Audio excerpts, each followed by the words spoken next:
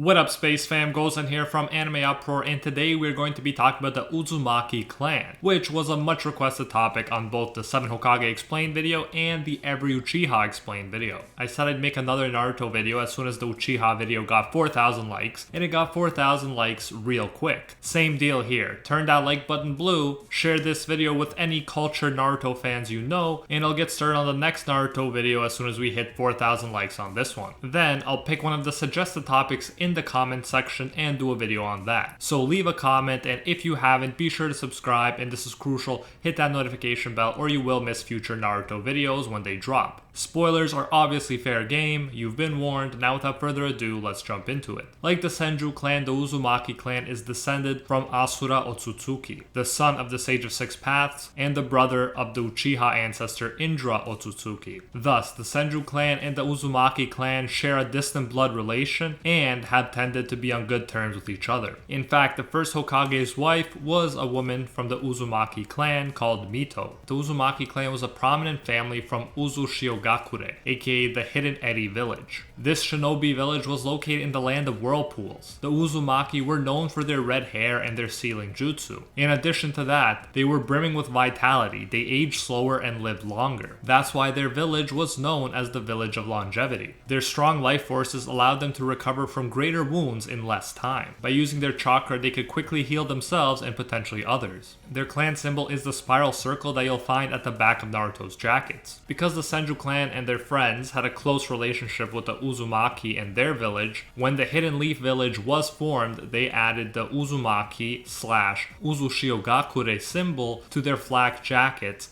and elsewhere throughout the village. I find it really cool that Naruto was always wearing the symbol of his mom and ancestors even before he realized it. However, Uzushiogakure is no more. Because the village was so feared for their sealing jutsu abilities, they were targeted and wiped out during the era of war and unrest. The survivors fled and dispersed throughout the lands. Since then, Konohagakure, aka the Hidden Leaf village, has become the home of the Uzumaki clan, which includes Naruto and his family. Now let's get into the individual clan members that we know of. Number 1 is Ashina Uzumaki. Ashina was the leader of the Uzumaki clan when the Hidden Leaf village was formed. He excelled in sealing jutsu even compared to other members of his clan, and he was said to be the forefather of sealing jutsu in the Hidden Leaf village. On to number 2, Mito Uzumaki. She was the wife of the first Hokage Hashirama Senju. She was from Uzushiogakure before she migrated to the Hidden Leaf village. Not only did she become Hashirama's wife, she also became the first Jinchuriki of the Nine-Tailed Fox by sealing Kurama within herself. As a Jinchuriki, she also possessed the power to sense negative emotions. It is clear that the vitality and sealing prowess of the Uzumaki clan members make them especially good Jinchuriki choices for the very powerful Nine-Tails. Mito, and as we'll see later, Naruto's mother, had particularly powerful chakra even among the Uzumaki, and this powerful chakra could suppress the Nine-Tails. Mito was a great example of the longevity of the Uzumaki clan. She was already an adult when the Hidden Leaf was formed, and then she went on to live through the first 3 Hokage until she finally passed on the Nine-Tails to Kushina. What's more, Mito's hair never turned gray, another sign of her vitality. She also had a profound impact on Kushina, teaching her that even a Jinchuriki can live a happy life if they fill it with love. Love is what kept Kurama in check, while negative emotions would have let him overwhelm his Jinchuriki. Lastly, Mito also had a diamond mark on her forehead just like Tsunade, who is Mito's descendant. For Tsunade, this was the strength of 100 seal, aka the 100 healings mark, an S-rank sealing jutsu which continually amasses chakra until the user chooses to release it. Once released, the stored chakra will amplify the power of the user's techniques in a big way. We don't know if Mito's was just decorative, but since it's a sealing jutsu and since she was Tsunade's ancestor, I think it's totally possible that Mito Uzumaki was able to use this OP technique as well. We don't see her fight,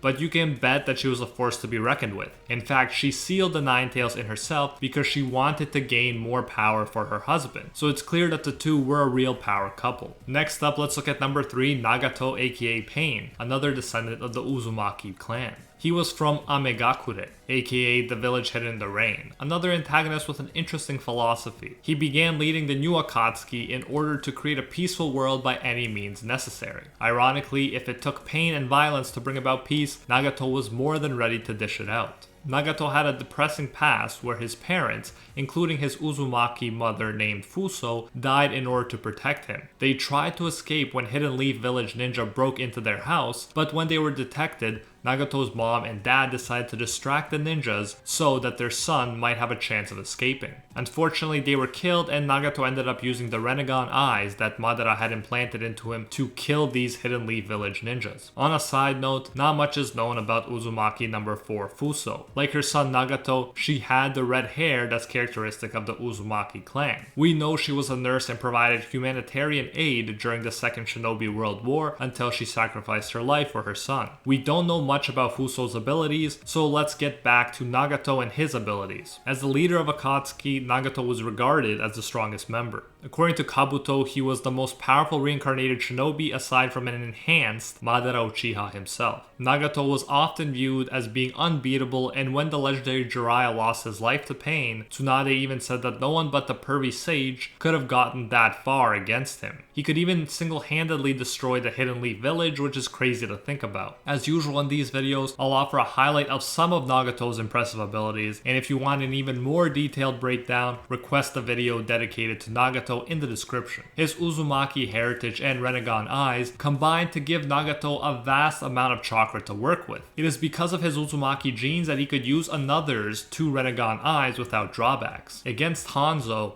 Nagato's legs were badly injured, leaving his original body frail, but fortunately for him, he had other ways to fight. More on that in a bit. As with Naruto, Jiraiya trained Nagato, who mastered every technique that was taught to him. He could use all 5 basic nature transformations and Yang release at the mere age of 10. Nagato is an amazing sensor, able to pinpoint a person's specific chakra from vast distances and figure out their location. He can also alter his own chakra so other sensors can't discover him. He was so skilled with the Renegon that Obito called him the third sage of 6 paths. The Renegon gave Nagato access to the 6 paths techniques, including gravitational powers, animal summons, chakra absorption, control over people's souls, body manipulation / mechanization, and the ability to summon the King of Hell, who can be used for interrogation purposes or to repair damage. When he was alive, he used each one of these 6 abilities through 6 avatars. Nagato kept the ability of the outer path for his own body, which allowed him to summon the husk of the Ten Tails, to use black receivers to control avatars or people by channeling chakra into them, and to use the Samsara of Heavenly Life technique. This last technique is a bit of a cheat code, allowing one to sacrifice their own life energy to revive the recently departed. Nagato used this technique to bring back many Hidden Leaf ninja, including Kakashi. The King of Hell released all the souls, which returned to their rejuvenated bodies, and in turn, Nagato's red hair turned white before he eventually expired. Next up, let's look at Uzumaki number 5, the obsessed Sasuke fangirl Karin. She's from Kusagakure, aka the village hidden in the grass. She was an assistant to Orochimaru and then a member of Sasuke's group Taka, meaning Hawk. Sasuke used her to perform one of the most savage revenge moments in anime when he shot through her in order to hit Danzo. Despite this, Karin, who managed to survive, ended up forgiving Sasuke and even delivering his and Sakura's child Sarada. Karin later gave Sarada her original glasses, so you gotta hand it to her. Overall, she handled losing Sasuke to Sakura pretty well. Now let's turn to her abilities. She wasn't chosen by Orochimaru and then by Sasuke for no reason. Unlike Nagato, she doesn't really shine in combat but in assistance. She possesses an ability known as the Mind's Eye of the Kagura, which allows her to sense and track chakra from vast distances. She can also sense changes in chakra, which lets her know when someone is lying or when someone is caught in a genjutsu. She can tell when there's weird chakra behavior within a radius of many kilometers, so she can quickly escape before something goes down, and she can even conceal her own chakra, making her invisible to chakra sensors. Obviously, as she's concealing her chakra, she can't use abilities that require chakra, so this is an ability that should be used when hiding rather than when fighting. Then we have her life force, which is remarkable like a true Uzumaki. Her life force is so strong that she can heal others by having them bite her. She often healed Sasuke in this way, and it definitely led to some weird and funny moments. Karin's life force is ample enough to restore a heavily damaged and depleted Hokage Tsunade. Karin jokes about how Tsunade takes so much of her chakra that she's going to age into an old hag, but she ends up being fine. Her life force, chakra reserve, and healing powers are truly exceptional, although she unfortunately has to live with those bite marks all over her body. We've also seen Karin use the Uzumaki clan's adamantine sealing chains technique. The chains come from the user's body, wrap around targets, and thus restrain them. The chains bind chakra as well as the body.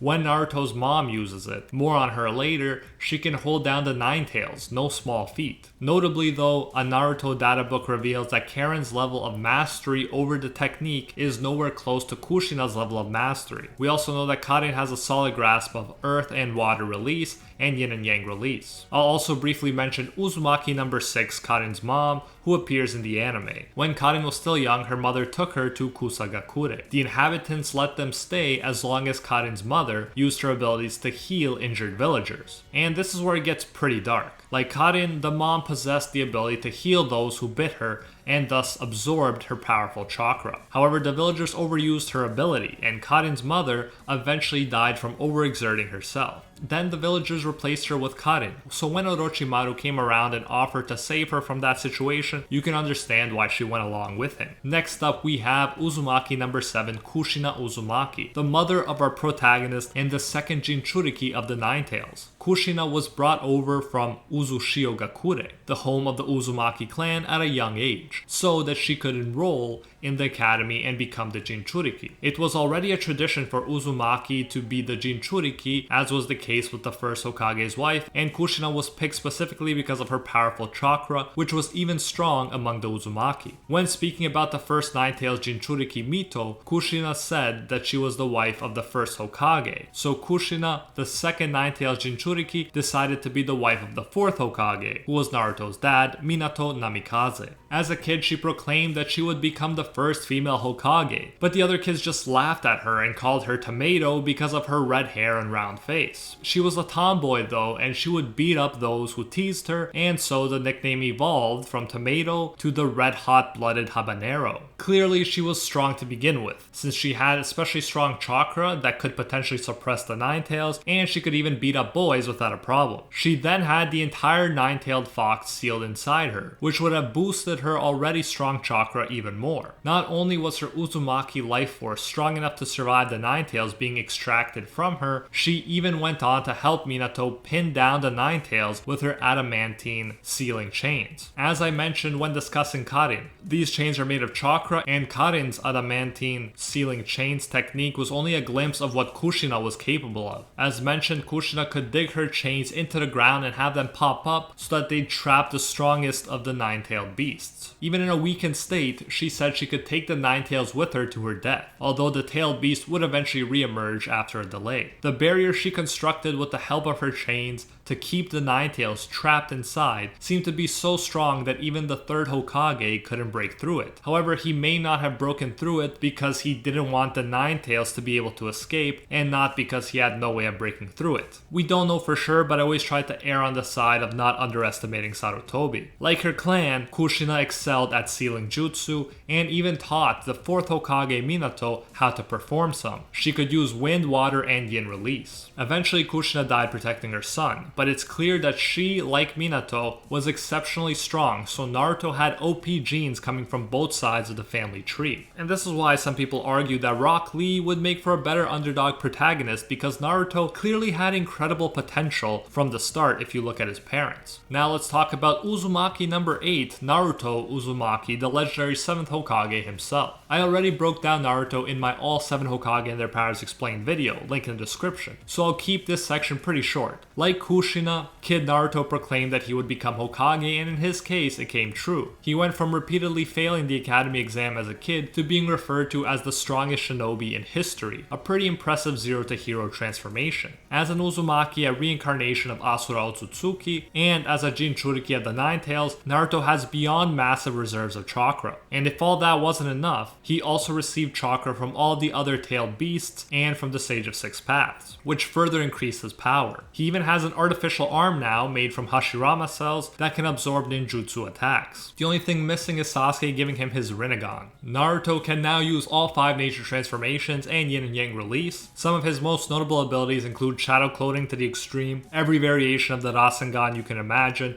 including the S-class technique Wind Release Rasen Shuriken, the golden Naruto form known as Six Path Sage Mode, which lets him flex on his opponents and even summon a giant 3-headed Kurama avatar that can launch giant Rasen Shurikens. Oh, and we can never forget the sexy jutsu and all of its versatile variations. Like Karin, he can use his chakra to heal people and even restore missing organs, and best of all, people don't need to bite him to get healed. So that's it for Naruto in this one. Remember that you can check out the 7 Hokage and their powers explained video for a more detailed breakdown. Next, let's look at Uzumaki number 9, Boruto Uzumaki, the controversial figure himself. Here things get interesting because Naruto's family is pretty much the remaining Uzumaki clan. So even though the Byakugan was not initially a characteristic of the Uzumaki clan, but of the Hyuga clan, from now on the Uzumaki clan descendants will have the Byakugan in their blood. So you can say that now it is a characteristic of the clan. Just something that I thought was pretty interesting. Boruto is a prodigy and clearly has good genes. His father is the strongest shinobi and a descendant of the famous Uzumaki clan and son of the 4th Hokage, while his mother is a member of the famous Hyuga clan. More on her later. In the anime during the Genin exams, Kakashi suggested that Boruto was not only exceptional compared to his class members, he was also at a Chunin level. According to Kakashi, Boruto excels in all areas. Like his father, Boruto has large chakra reserves and good chakra control, being able to perform one-handed seals. He's said to have the potential for Senjutsu, meaning he could enter Sage Mode down the line. Like Naruto, he likes using shadow clones, the Rasengan with his own vanishing spin on it, and can even perform the much feared sexy jutsu. Rather than wanting to be like his Hokage father, Boruto chose Sasuke as his mentor, and so it makes sense that he can summon the giant snake Garaga rather than a toad. With some help from Sasuke, Boruto became quite skilled in Shuriken Jutsu, aka the art of throwing kunai shuriken and other projectiles. He can even coat his shuriken in lightning. Speaking of lightning, Boruto's natural affinity is lightning release, but he can also use wind release and water release. Then there's Boruto's own OP twist, his Kama or Karma in the Viz translation. I'll be using Karma for the purposes of this video. His Karma is a backup of Momoshiki Otsutsuki, and it allows Boruto to access Otsutsuki powers. The Otsutsuki are presented as godlike in the Naruto world. The Otsutsuki clan is the strongest clan, so this potentially gives Boruto the possibility of eventually even surpassing Naruto. When activated, the Karma mark gives Boruto a significant boost across the board and lets him absorb ninjutsu. With another Karma user, he can even create a dimensional portal. When pushed, the will of Momoshiki can take control of Boruto, kind of like how the Nine Tails would take control of Naruto in the past. In chapter 43 of the manga, this form lets Boruto fly, unleash massive Rasengans,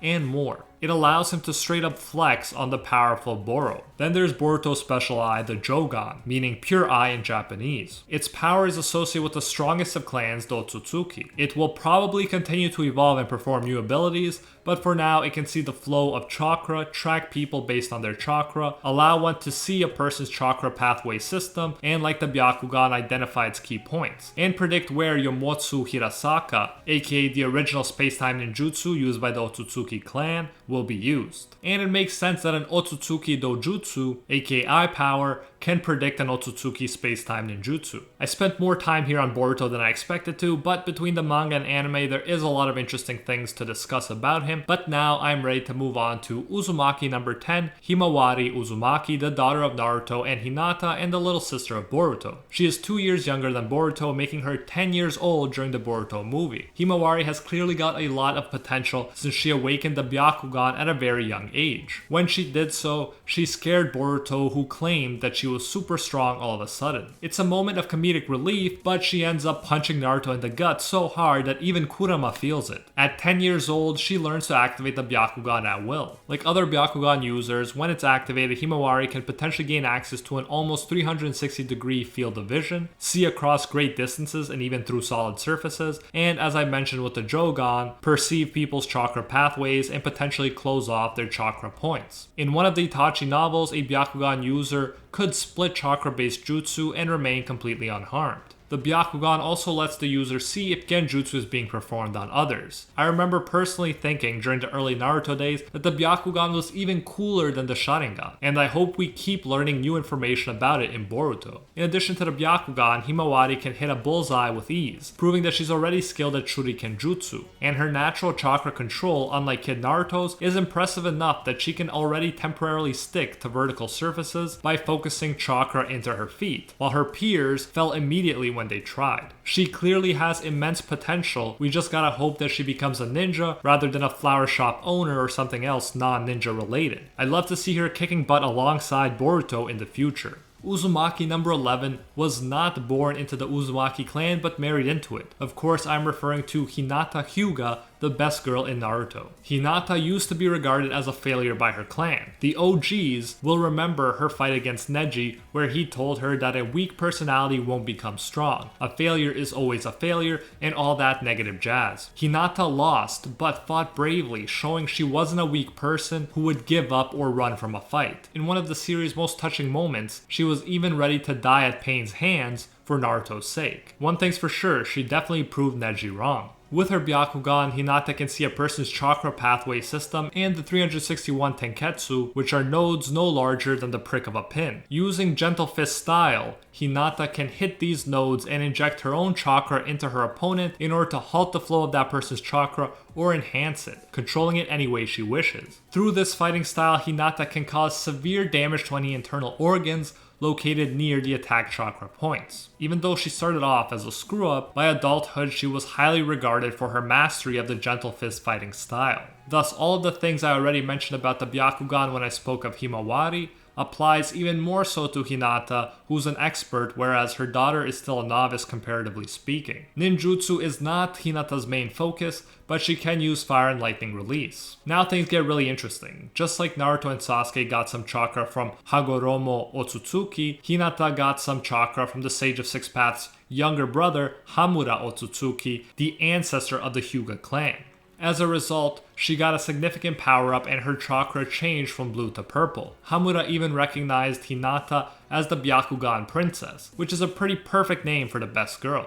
With this chakra upgrade, she can replenish Naruto's insane chakra reserves in moments, and she doesn't even look drained afterwards. In contrast, Sakura took 3 days to do the same, and she was bedridden afterwards. Hinata can also see 20 kilometers in any direction with her Byakugan. In contrast, we've only seen Neji, who was previously referred to as the most talented Hyuga, use his Byakugan to see as far as 800 meters. So Hinata can potentially see 25 times further than the talented Neji, which is insane to think about. At the end of the day, Hinata went from being a failure in the eyes of her clan to becoming the strongest Hyuga, significantly surpassing even Neji. She's more of a mom than a fighter these days, but don't let that fool you. She is the perfect wife for Naruto, the strongest shinobi in history. Not only are they both strong, they both proved Kid Neji wrong by showing that even screw-ups can change and even become the best. Finally, Uzumaki number 12 is a movie-only character called Menma Uzumaki. He is pretty much emo Naruto from a fake genjutsu created world where Minato and Kushina never died. Toby created this fake world and set Naruto and Sakura in it by using a kind of infinite Tsukuyomi prototype called the Limited Tsukuyomi. Unlike Naruto, Menma is a bad guy and S-ranked criminal. He's like the Venom to Naruto's Spider-Man. Thus, it makes sense that Menma has similar powers to Naruto. He's a Jinchuriki of the Black Ninetales. He can unleash the giant Ninetales like a summon. He is also able to create 9 powerful masked beasts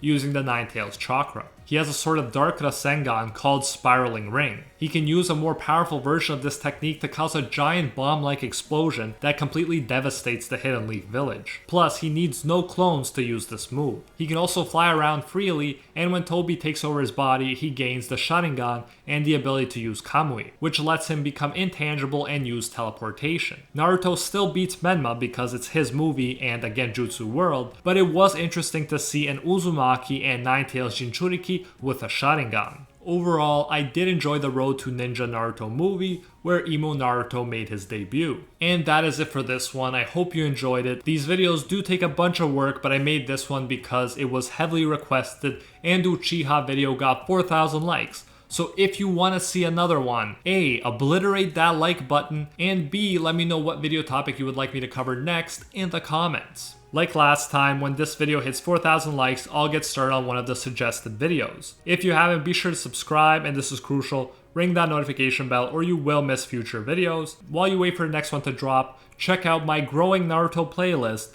where you can find videos about the Uchiha, Hokage, and more. Lastly, the YouTube ad rates have dropped big time, so the support we're getting from our AnimeUproar patrons is very appreciated. A very special thank you goes to our patrons over on Patreon who help us survive these YouTube issues and who help make videos like this one possible. First and foremost, I want to thank our the 1-tier patrons, the ones who stand atop all clans: Steven Ingrata, Alola Natem, The World, Steelers, Acquire Respect, Pate Hefa, Jonathan King, Brandon Aviles, Papa Smurf, The School Bus, King Riser, Emperor Otaku, Ricardo Martinez, Thomas Jones, Kinmano, Michael Hyde, and Jaden the Vector Controller. And our Pro Hero tier patrons, the one and only Gilgamesh, Nothing But a Fan, Jason Wilson, King Zelgis, Anatoly Kazatsky, Angel Cruz, Cricket XP, Joe Stanton, Very Gucci, Alicia Actor, Jessica K. LaFon, Hinokami and Water, Bonnie Parks, Zodiar12, Rthuin, De Aura, Kraken, Arels, and Deadly Saint. Thank you all so much. If you enjoy our work, you can support more of it by going over to patreon.com/AnimeUproar and becoming a patron today for as little as $1.